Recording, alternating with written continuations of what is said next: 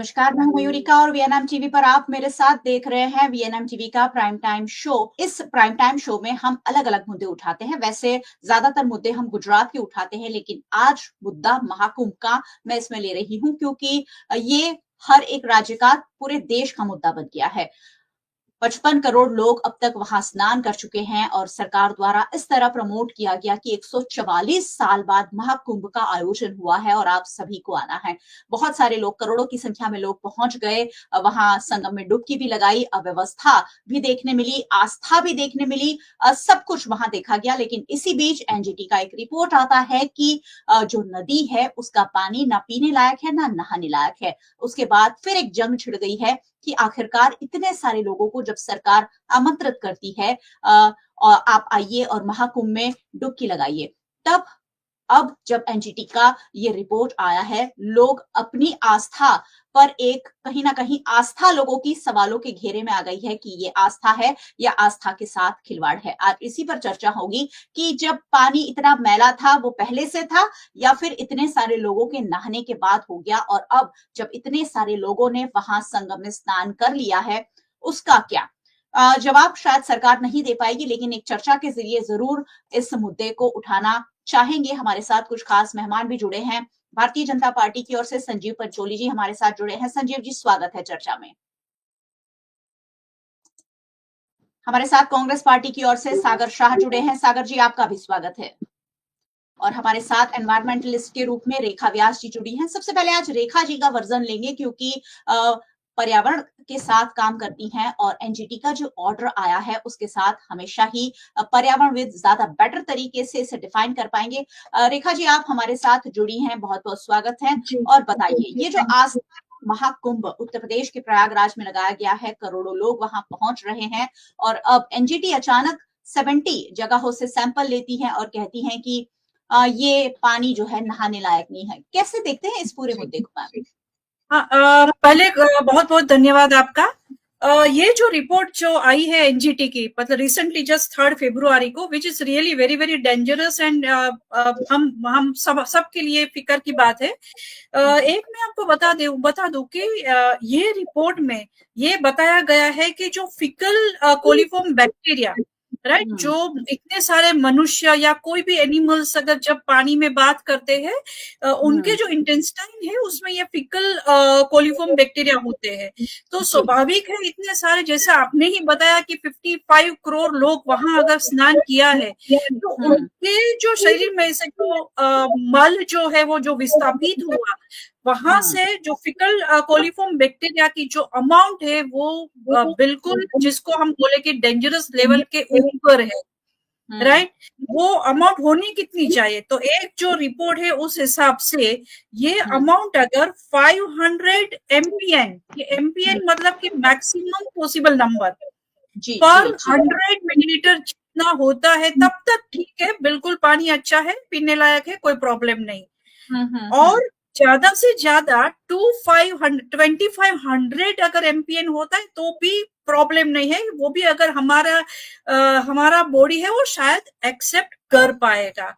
लेकिन ये जो रिपोर्ट आई है उसमें, जो पहले जो रिपोर्ट आई थी, जो कुंभ मेला जो शुरू हुआ, उसके बाद जो 12th को एक रिपोर्ट आई थी, वहां पर 4500 MPN, which is double than the dangerous level.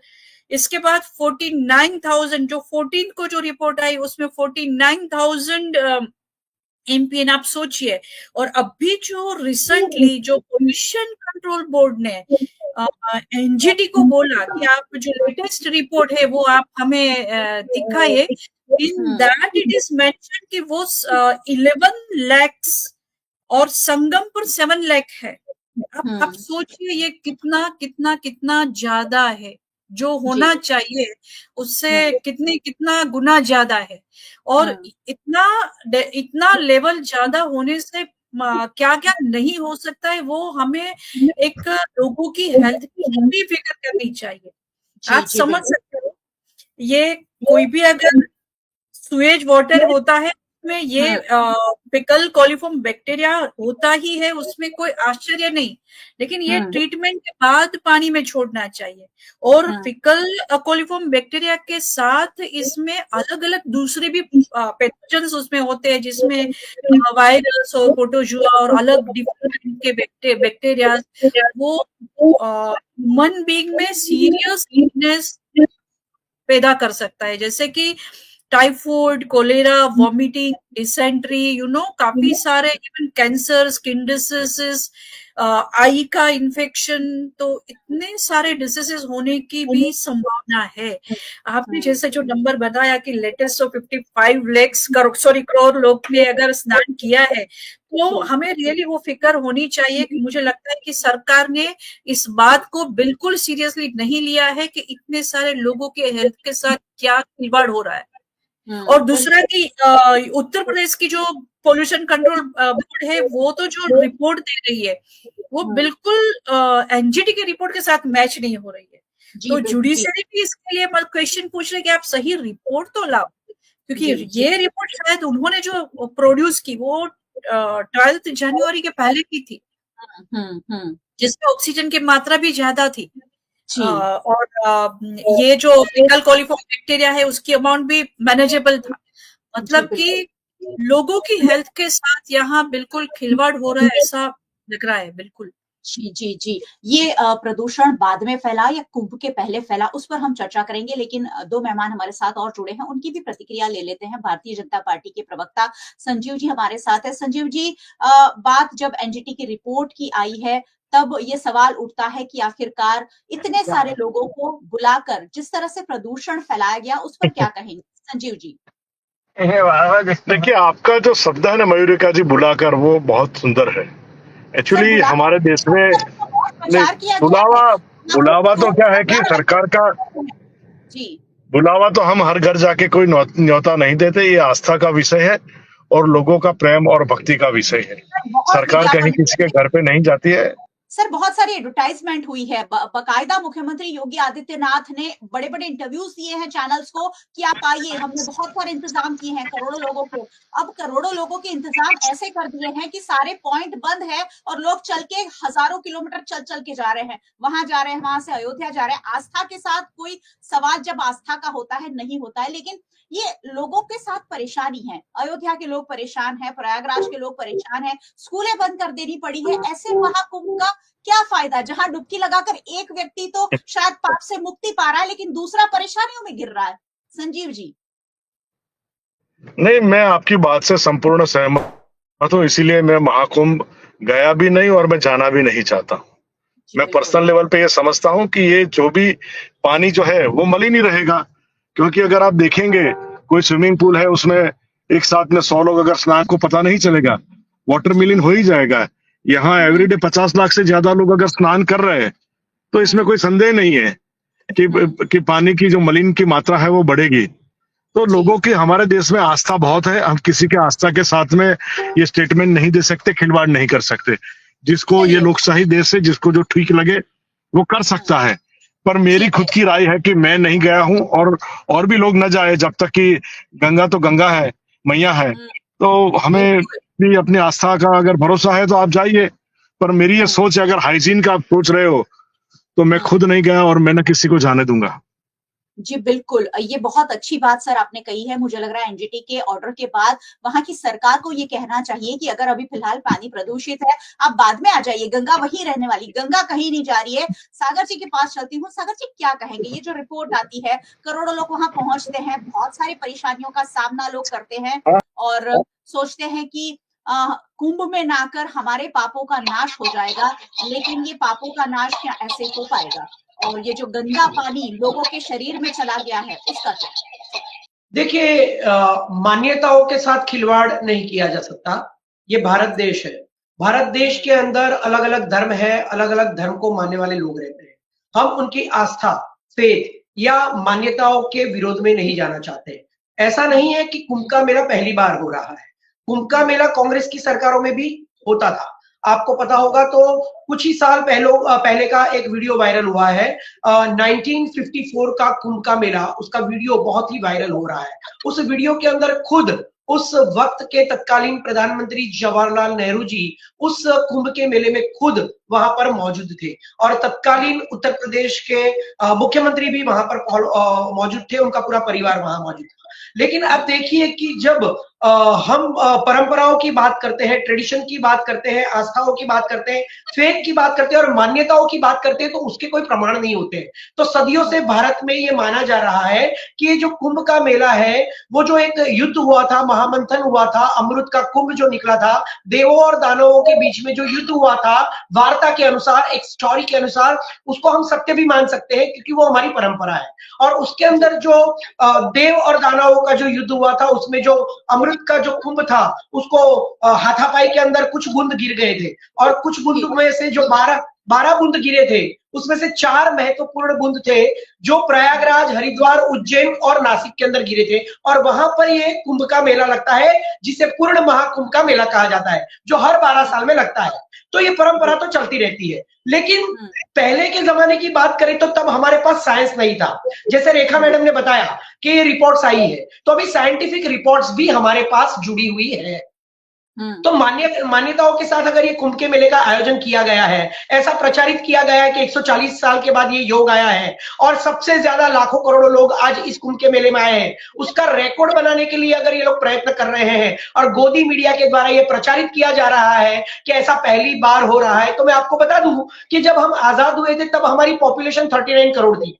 1954 का जो वीडियो वायरल हुआ है तब करीबन 7 साल के बाद जो पॉपुलेशन होगी वो 45 करोड़ के आसपास होगी या 40 करोड़ के या 42 करोड़ के आसपास होगी। तब के भी आप वीडियो देख लीजिए, लाखों करोड़ों लोग कुंभ के मेले में आते थे। लेकिन आज भारत देश के अंदर 140 करोड़ लोग हैं। अब जब पब्लिक बढ़ेगी, पॉपुलेशन बढ़ेगी, लोग ज्यादा आएंगे तो साइंस जब इस देश में आज के सांप्रत वक्त के अंदर मौजूद है तो साइंटिफिक रिपोर्ट्स को भी आप अनदेखा नहीं कर सकते हैं। तो आज लाखों करोड़ों लोग और जब इस देश की फैक्ट्रीज, कारखाने, ये जो सारी चीजें होती है उसके जो गंदे पानी होते हैं, उनके जो केमिकल वाले पानी होते हैं जो नदियों के द्वारा हर नदी के अंदर मिक्स होते हैं, तो ये सारी चीजें, और मोदी जी ने कहा था कि मैं गंगा का पुत्र हूं, गंगा ने मुझे बुलाया है, 11 साल हो गए गंगा साफ नहीं हुई, कोरोना के अंदर इतनी लाशें गंगा में बही और गंगा भ्रष्ट हो गई लोगों के खून के द्वारा, उस गंगा को आज तक साफ नहीं किया गया है, लाखों करोड़ों रुपयों का भ्रष्टाचार हो गया है। तब जाकर जब ऐसा मलिन पानी, ऐसा प्रदूषित पानी जब इस देश के नागरिकों को बीमार कर सकता है, अलग अलग प्रकार के डिसीज हो सकते हैं, किसी की जान भी ली जा सकती है इस पानी के द्वारा, तो उसके ऊपर नजर रखनी चाहिए, उसके ऊपर कार्यवाही होनी चाहिए, उसको ध्यान में लेना चाहिए। लेकिन इस सरकार को इसमें कोई इंटरेस्ट नहीं है, उन्हें सिर्फ अपने रिकॉर्ड बनाने हैं कि कितने लाखों करोड़ों लोग ज्यादा से ज्यादा आए और दुनिया में किसी ने ना किया हो ऐसा कुंभ का मेला हमने आयोजित। लेकिन इन लोगों को ये पता नहीं चलता है कि जैसे जैसे पॉपुलेशन बढ़ती है वैसे ज्यादा लोग आते जाएंगे। जब हम आजाद हुए तब 39 करोड़ थे, जब 1954 का वीडियो वायरल हुआ है तब 40-45 करोड़ लोग होंगे, आज 140 करोड़ लोग हैं। तो तुमने क्या उखाड़ लिया भाई? तुम्हारी वजह से कोई ज्यादा लोग नहीं आए हैं। इस देश के लोग तो आस्था में मानते हैं, मान्यता में मानते हैं, अंधविश्वास में भी मानते हैं। धर्मांधता इस देश में इतनी ज्यादा है कि एक बात अगर किसी को पता चले कि इस नदी में नहाने से हमें मोक्ष मिल जाएगा तो पूरा देश निकल पड़ता है। आपको पता है वो उदाहरण, गणपति जब दूध पी रहे थे, ये भी इनकी ही चाल थी, तो पूरा देश बाहर निकल आया था। गणपति दूध पी रहे हैं, गणपति दूध पी रहे, क्या उसके बाद गणपति ने इतने सालों में दूध पीना बंद कर दिया? क्या रबिश बातें हो रही है इस देश के अंदर, हाउ रबिश टॉकिंग। ये खुद की राजनीति को चमकाने के लिए, खुद के रिकॉर्ड पर रिकॉर्ड बनाने के लिए ये देश के लोगों की परवाह नहीं करते हैं। साइंटिफिक रिसर्च पर, साइंटिफिक रिपोर्ट्स पर ये लोग विश्वास नहीं करते, उसको अनदेखा करते हैं और लोगों को अंधविश्वास के अंदर लेकर आते हैं और ये प्रचारित किया जाता है कि 140 साल में पहली बार ऐसा योग आया है। अरे भाई, हर 12 साल में इस देश के अंदर, जैसे मैंने कहा, 4 बड़ी बड़ी जगहों पर, प्रयागराज, हरिद्वार, उज्जैन और नासिक में हर 12 साल में कुंभ के मेले लगते रहे हैं। और नेहरू जी से लेकर सोनिया गांधी से लेकर प्रियंका गांधी भी कुंभ के मेले में पानी में डुबकी लगा चुकी है। लेकिन आस्था एक अलग चीज होती है। आस्था का दुरुपयोग करके आप लोगों को भड़का रहे हो, लोगों में ये ठीक है। प्रचलित कर रहे हो कि तुम्हें मोक्ष मिल जाएगा। अरे भाई एक मेरी बात सुनिए, मैं हूं, मैंने पाप किए हैं, मैं वहां जाके डुबकी लगाता हूं, मेरे सामने हजारों लोग खड़े, वो भी अपने पाप धो रहे हैं, तो उनके पाप भी उसी पानी में जा रहे हैं, मेरे पाप भी उसी पानी में जा रहे हैं, हम फिर से उसी पानी से नहाकर बाहर आते, तो हम तो दूसरों के पाप भी हमारे साथ लेकर आते हैं। ये समझ में नहीं आता है, ये चलिए कौन सी ठीक है। बातें सिखा रहे हैं देश के लोगों को। जी, चलिए ठीक है। ये आस्था का विषय है और आस्था के साथ ये खिलवाड़ जैसी जो रिपोर्ट सामने आई है उस पर बात हो रही है कि आखिरकार ये क्या हो रहा है देश में। देश के मुद्दे बहुत सारे अलग-अलग हैं, उसके बावजूद देश गरीबी से जूझ रहा है, देश बेरोजगारी से जूझ रहा है, लेकिन देश के लोग जो हैं इन दिनों प्रयागराज जाकर पाप धुलने में लगे हुए हैं। रेखा जी, हम ये बात कर रहे हैं, जो रिपोर्ट आई है उस पर बात कर रहे हैं। मैं ये जानना चाहूंगी कि आपने कहा कि ये जो बैक्टीरिया होते हैं जब ज्यादा होते हैं तो कई सारी परेशानियां होती हैं, तो किस किस तरीके की परेशानियों का सामना लोगों को करना पड़ सकता है? क्या ये बड़ी रेशियो में किसी को सामना करना पड़ सकता है या किसी कुछ लोगों को हो सकता है कि स्किन डिसीज या इस तरीके की परेशानियां हो? नहीं, ऐसा नहीं है। अगर ये बीमारी हो गई तो ऐसा तो नहीं कि मतलब काफी सारे लोगों को इसका सामना करना पड़ेगा। और जैसा मैंने पहले भी बताया था कि इसकी वजह से हो सकता है कि टाइफाइड हो या हेपेटाइटिस ए हो सकता है, स्किन डिसीज हो सकते हैं, कैंसर, फिर कोलेरा जैसे बीमारी फैल सकती है।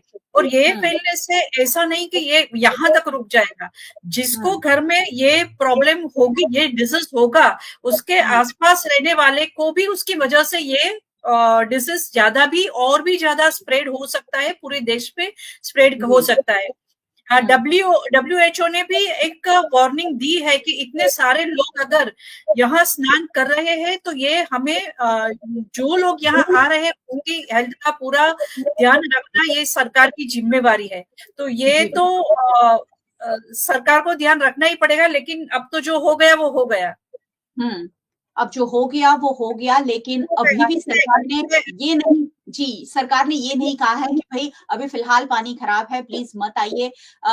ये बहुत मेरे सोच से बाहर है। जितने लोग प्रयागराज आजकल किसी को भी फोन करे प्रयागराज जा रहे हैं, कुंभ जा रहे हैं, बड़ी अच्छी बात है। सनातन धर्म से जुड़े हुए हम सारे लोग हैं और सनातन को बहुत अच्छे से फॉलो भी करते हैं, लेकिन ये जो प्रयागराज जाने की एक होड़ लगी है उस पर एक सवालिया निशान जरूर उठ रहा है, क्योंकि वहां ना होटल्स की व्यवस्था है, ना नहाने धोने की बहुत अच्छी व्यवस्था है। तो जो लोग 3-4 दिन ट्रैवल करके जाते हैं वो सीधा संगम में डुबकी लगाते हैं। तो क्यों नदी अपवित्र क्यों नहीं होगी? सारे लोगों का 3-4 दिनों का मैल अगर वहां हम छोड़ के आ रहे हैं तो वो मैली नदी होने ही वाली है और वो प्रदूषण फैल रहा है। एक तो हमारी नदियां पहले ही इतनी प्रदूषित है जिसे साफ करने के लिए हम करोड़ों रुपए का खर्च कर रहे हैं और फिर हम महाकुंभ जैसे बड़े आयोजन करते हैं और कहते हैं कि 140 साल बाद महाकुंभ फिर से आएगा तो आप नहा लीजिए क्योंकि आप दूसरी बार इस जन्म में नहाने नहीं वाले। संजीव जी, ये आस्था के साथ सीधा सीधा खिलवाड़ जैसा नहीं लगता है? क्या उत्तर प्रदेश सरकार ने अंडर एस्टिमेट कर दिया सनातन धर्म वाले लोगों की आस्था को? उन्होंने सोचा कि ठीक है कुछ लोग आ जाएंगे, 8-10 करोड़ आ जाएंगे, लेकिन 55 करोड़ लोग आ गए अब तक। ये डेटा खुद उत्तर प्रदेश की सरकार ने कुछ दिनों पहले दिया था। अब ये जो डेटा 26 फरवरी को, तो मुझे लग रहा है कहीं 55 करोड़ का 100 करोड़ ना हो जाए। देखिए, हमारे देश में कहीं और ऐसे बहुत सारे स्थान हैं जहां पर आस्था का विषय होता है। हम अगर उस पर बहस करेंगे तो हमारे धर्म से और आस्था से लोग खिलाफ जाएंगे। इसलिए जिनको धर्म में रुचि है, जिनको आस्था है, वो जाए, हमारी ना नहीं है। पर मैं अपने रूप से मानता हूं कि पानी जो गंगा का रहता है वो बहता पानी होता है। पर इतने सारे लोग आने के बाद में ये बहते पानी में भी ये बहुत बड़ा किलोमीटर्स का वहां पर एरिया है, पर भी बहता पानी अगर आगे से आता है तो और आगे जाने तक वो मिलिन हो जाता है। वो it is a very practical thing. तो मैं जिन लोग आस्था से जुड़े हुए, हम उन लोगों से क्या कहेंगे? उनके साथ कोई डायलॉग्स भी नहीं कर सकते। आपने ये आज विषय छेड़ा है, मैं समझता हूँ कि और कोई लोग न जाए आपकी डिबेट देखकर। अपनी आस्था की बात अलग है, पर हेल्थ के इश्यूज के मामले में अगर आप हाइजीन के मामले में देखने जाए तो मेरे हिसाब से ये जाना मुनासिब नहीं है। पर आस्था आस्था है। आस्था के सामने लोग हम कुछ नहीं कह सकते। जी बिल्कुल, हम किसी को जाने से नहीं रोक सकते, सिर्फ फैक्ट जो है वो लोगों के सामने ज़रूर रख सकते हैं। उत्तर प्रदेश के जो मुख्यमंत्री हैं योगी आदित्यनाथ, उन्होंने आज सीपीसीबी की जो रिपोर्ट आई था उसका ज़िक्र करते हुए कहा है कि फीकल कॉलीफॉर्म बढ़ने के बहुत सारे कारण हो सकते हैं, सीवेज लीकेज इसका मुख्य कारण है। उन्होंने कहा साथ ही नदियां चैनलाइज नहीं होने की वजह से भैंस, गाय और अन्य जानवर भी नहाते हैं और गोबर कर देते हैं, इस वजह से भी फीकल कॉलीफॉर्म की जो मात्रा है बढ़ जाती है। अब उत्तर प्रदेश की सरकार भी फंस गई है, क्योंकि करोड़ों लोग एक साथ जब पहुंच गए हैं, सारे पॉइंट बंद है, किलोमीटर लंबा जाम लगा है, उसमें हजारों लोग रोज फंस गए हैं। वहां के लोग जो है अब हाथ जोड़ रहे हैं कि भैया मत आइए हमारे यहाँ, हम स्कूल नहीं जा पा रहे हैं, हम अपने बिजनेस के लिए नहीं जा पा रहे हैं। मैंने कुछ दुकानदारों के इंटरव्यूज देखे रेखा जी, जो वो कह रहे हैं कि हमारी दुकानों में सामान खत्म हो गया है, लेकिन सामान आने की कोई व्यवस्था नहीं है। अगर हम बिजनेस करना चाहें तो कैसे करें? इतने करोड़ों लोग आ रहे हैं, उनका बिजनेस शायद बहुत अच्छा, बहुत सारे लोग करोड़पति बन गए महाकुंभ से, लेकिन बहुत सारे लोग जो परेशानियों का सामना कर रहे हैं। रेखा जी, आपका पर्सनली क्या मानना है महाकुंभ जाने की, ये जो एक तरीके के सोशल मीडिया पर छा जाने की कि भाई संगम में डुबकी लगाने वाला वीडियो अगर आपके सोशल मीडिया प्लेटफॉर्म पर नहीं है तो आप सच्चे सनातन ही नहीं है। नहीं, मुझे तो लगता है कि हम सब में एक साइंटिफिक अप्रोच तो होना ही चाहिए। और हिंदू धर्म में कहीं पर आपने अखो करके एक जो गुजराती में है उसका एक छप्पा, मुझे पूरा याद नहीं है, लेकिन उसमें कुछ ऐसा था, कुछ कि पत्थर देखी पूजे देव, पानी देखी करे स्नान, तिलक देखी, कुछ ऐसा था, मुझे एग्जैक्ट याद नहीं आ रहा है। तो ये मतलब कि ये लोगों को समझना चाहिए कि जो पवित्रता है वो अपने खुद के अंदर है, मन के अंदर है। अरे गंगा जी मोक्ष लेने के लिए वहां जाने की जरूरत नहीं है, अपने हृदय में आप डुबकी लगाओ, अपने आप को पहचानो, तो भी आपको मोक्ष मिलेगा, तो भी आपको समझ में आएगा कि इस संसार में आने की क्या यथार्थता क्या है। मतलब ये साइंटिफिक एंड स्पिरिचुअल, ये दोनों एप्टीट्यूड मुझे लगता है कि आजकल लोगों में नहीं रहा है। जो हिंदू समाज एक हिंदू धर्म एक साइंटिफिक एटीट्यूड के साथ जो सालों से चलता रहा, कभी हिंदू धर्म के लिए ऐसा नहीं कहा जा रहा है कि वो साइंटिफिक नहीं है।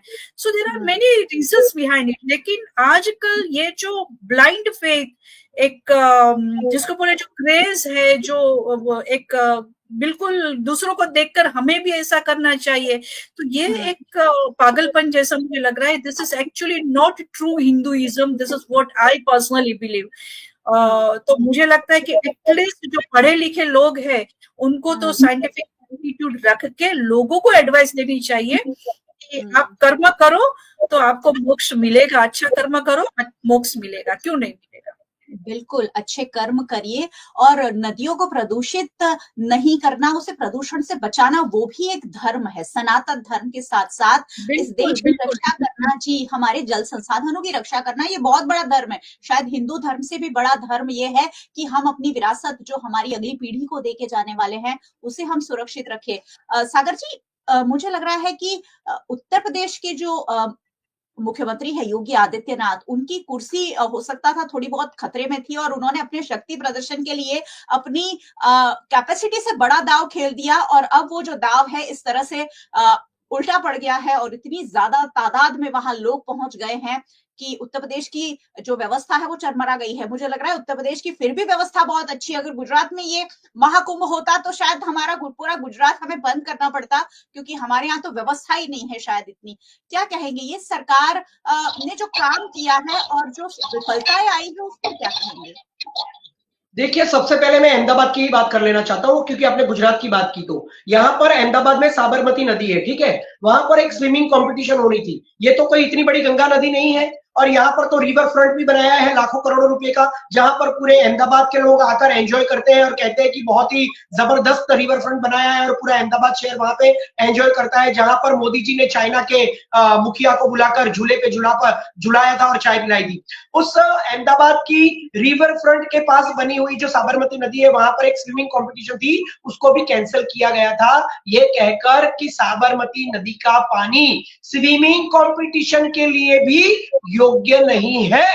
आप सोचिए, और जहां पर 55 करोड़ लोग नहा रहे हैं, वहां पर इनको यह आंकड़ा पूरा मिल जाता है कि 55 करोड़ लोग आए हैं, लेकिन जो भगदड़ में मर चुके हैं उनकी पूरी कितनी डेड बॉडी है उसके आंकड़े आज तक कहीं किसी के पास एग्जिट नहीं आए हैं और ना ही किसी गोदी मीडिया पर इसकी चर्चा हो रही है। आज तक अगर ऐसा आयोजन कांग्रेस ने किया होता, चाहे नमस्ते ट्रंप जैसा हो, हाउडी मोदी जैसा हो, या ये प्रयागराज में जो अभी हो रहा है कुंभ का मेला, उसके जैसा आयोजन अगर कांग्रेस ने किया होता और कांग्रेस के आयोजन में इतने लोग मर गए होते, तो पूरे देश के अंदर पूरी गोदी मीडिया कांग्रेस को लेकर इतनी भगदड़ को लेकर और डेड बॉडी को लेकर इतने हंगामे करती कि आप बात नहीं पूछ सकते। लेकिन यहाँ पर इनके पास 55 करोड़ का आंकड़ा आ जाता है। ये कहते हैं, स्वीकार भी करते हैं कि ये गाय भैंस जो मलमूल मूत्र निकालते हैं उसकी वजह से गंदा हुआ होगा, यहाँ पर फैक्ट्रीज लीकेज हुई होगी। अरे भाई, वो भी आपको नहीं पता है कि लीकेज हुई होगी, तो आप क्या कर रहे हैं? सफाई करने के लिए आपने गंगा के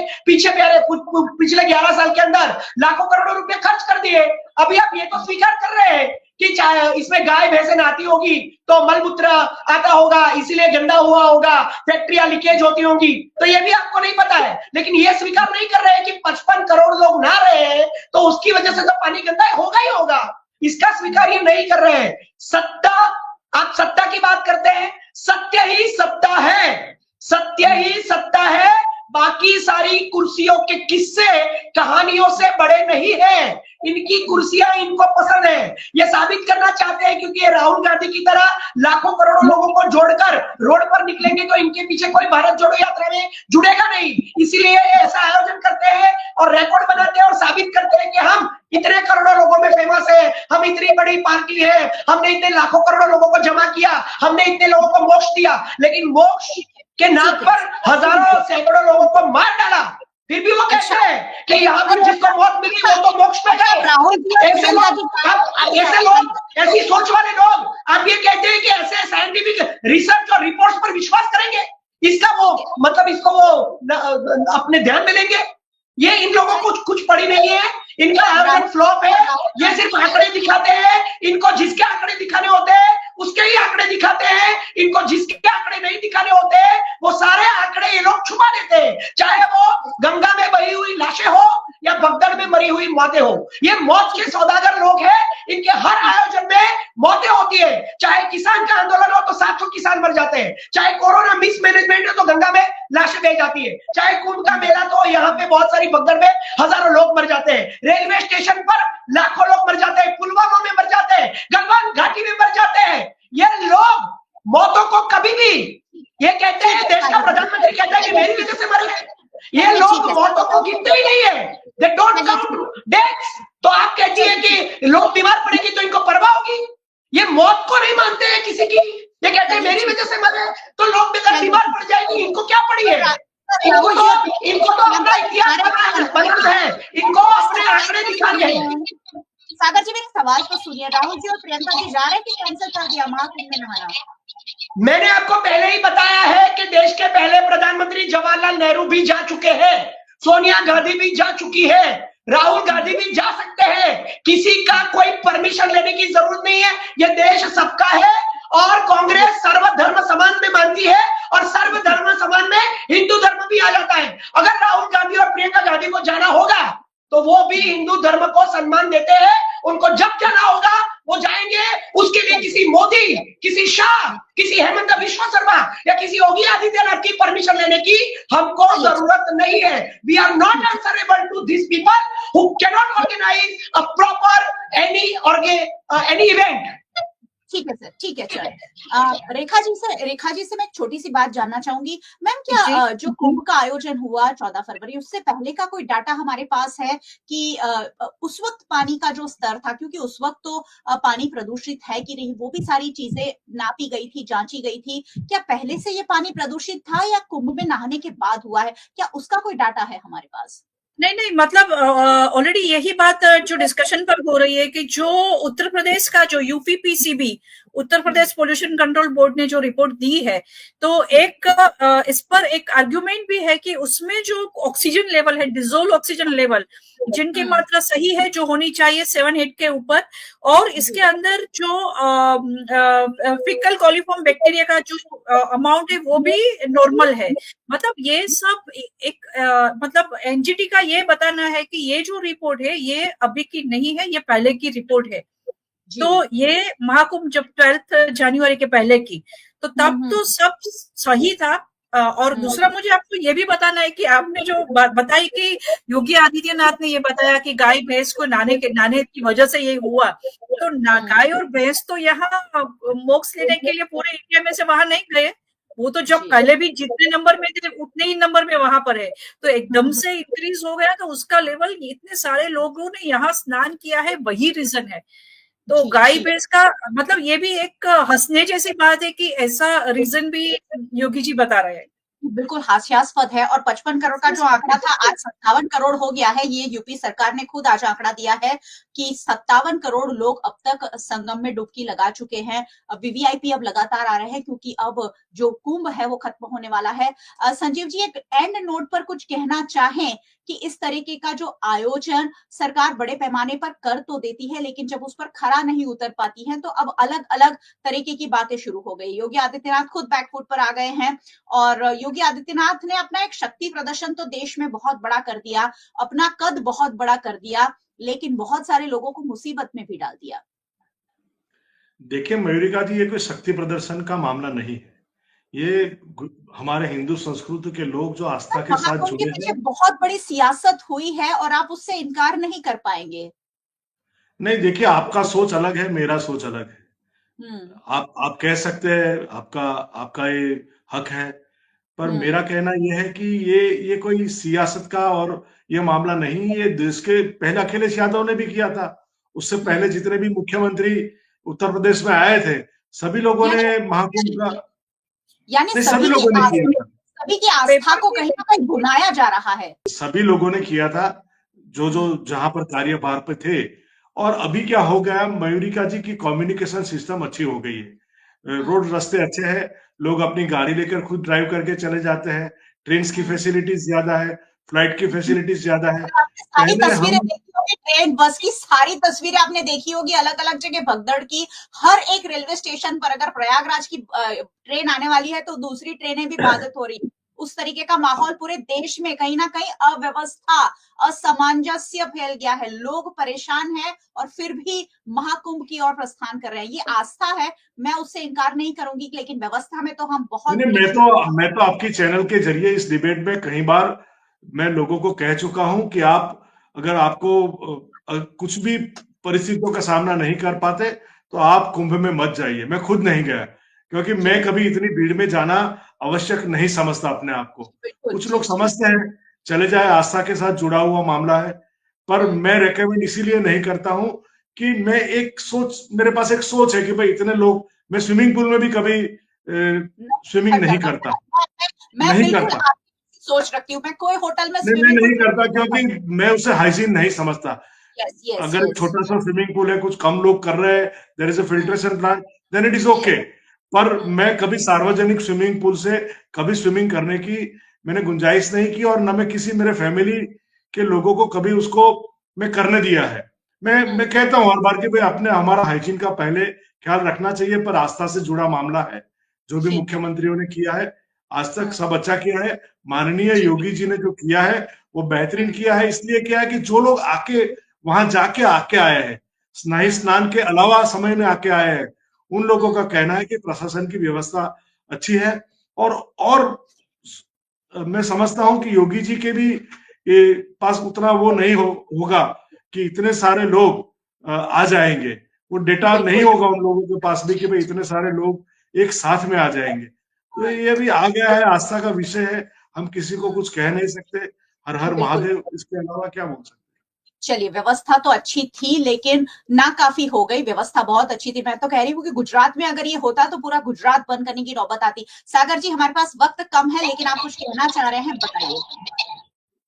जो योगी जी मोक्ष की बात करते हैं वो तुरंत ही अपने संसद में बैठकर जब जबानों की बात आती है तो उर्दू को कहते हैं कि उर्दू बोलने वाले लोग कठमुल्ले होते हैं। ऐसी जबान वालों को, दिल में ऐसी मानसिकता रखने वाले को इस जिंदगी में मैं कहना चाहता हूं कि कुंभ के मेले में हर 12 साल के बाद डुबकी लगाओगे ना, फिर भी आपको मोक्ष नहीं मिलेगा। योगी जी, आपने जिन मुसलमानों को और भारतीय जनता पार्टी ने जिन मुसलमानों को गुजरात में नवरात्रि में और कुंभ के मेले में मुसलमानों को आने के लिए बैन किया था, जब ये भगदड़ मची, लोग मर गए, तो उन्हीं मुसलमानों ने इन्हीं मरे हुए लोगों के परिवार के लोगों को खाना पीना पानी सब कुछ दिया है। अगर आप ये काम करोगे तो मोक्ष मिलेगा, लेकिन आप संसद में बैठकर गाली बोलोगे तो आपको मोक्ष कभी नहीं मिलेगा। आप अपने आंकड़े बताकर, अपना इतिहास बताकर अपनी राजनीति को चमकाना चाहते हैं।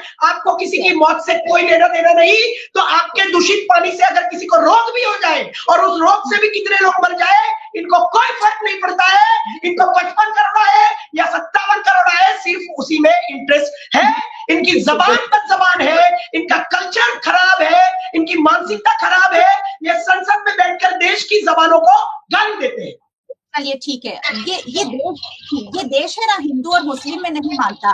कभी भी किसी की सहायता करनी है या किसी की होटल में जाना है तो हम कभी हिंदू या मुसलमान डिफाइन ही नहीं करते हैं। ये सरकारें और पॉलिटिकल पार्टीज, आप जैसे लोगों की जो पॉलिटिकल पार्टीज है वो डिफाइन करती हैं। चलिए रेखा जी से एक लास्ट कमेंट ले लूंगी। मैम, महाकुंभ जैसे आयोजन क्या देश में होने चाहिए? क्या देश के पर्यावरण को, एक तरफ तो आप जैसे लोग सालों से लड़ रहे हैं नदियों को बचाने के लिए और एक तरफ सरकारें जो हैं वो नदियों को प्रदूषित करने में लगी हैं।